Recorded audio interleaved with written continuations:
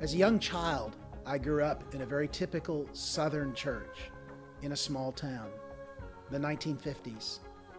It was a time in which the church in my own community was racially divided. It was a time when the church was very much denominationally divided. You were a Methodist, a Presbyterian, a Baptist, a Pentecostal. You were one and not the other. And so I grew up in a time when the church was divided. But over the last 50 years, as I've watched the church, I've seen it divide even more.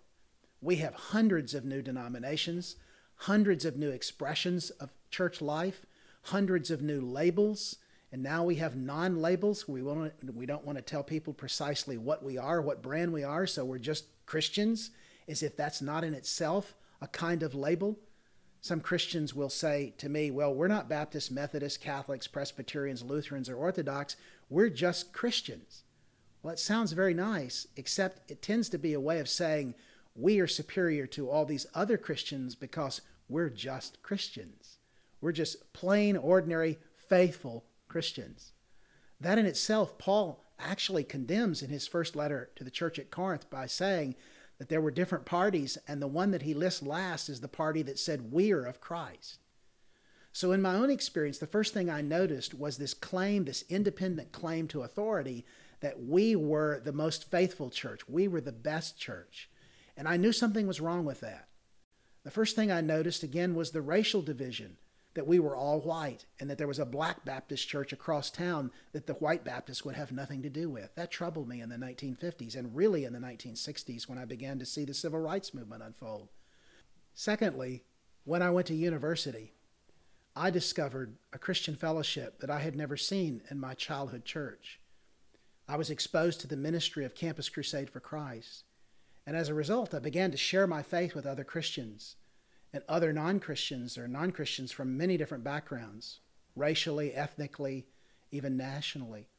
That experience introduced me to the wideness and the breadth of the Christian faith in terms of the diversity of people and how different parts of the body of Christ really were.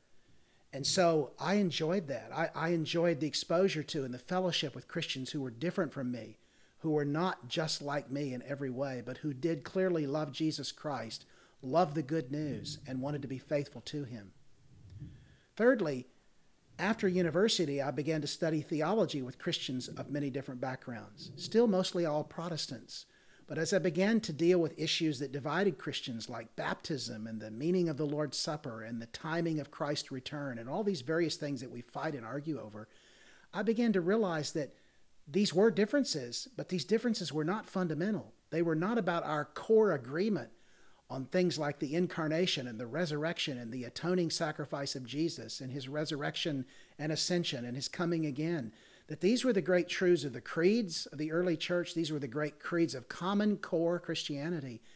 And that on this basis, we could find a unity of spirit and a unity of love and harmony and relationship. Even if we weren't in the same exact church expression, we could love each other and serve Christ together in the same mission in ways if we had the creativity and the faith that would actually honor him and strengthen us in our love for Christ.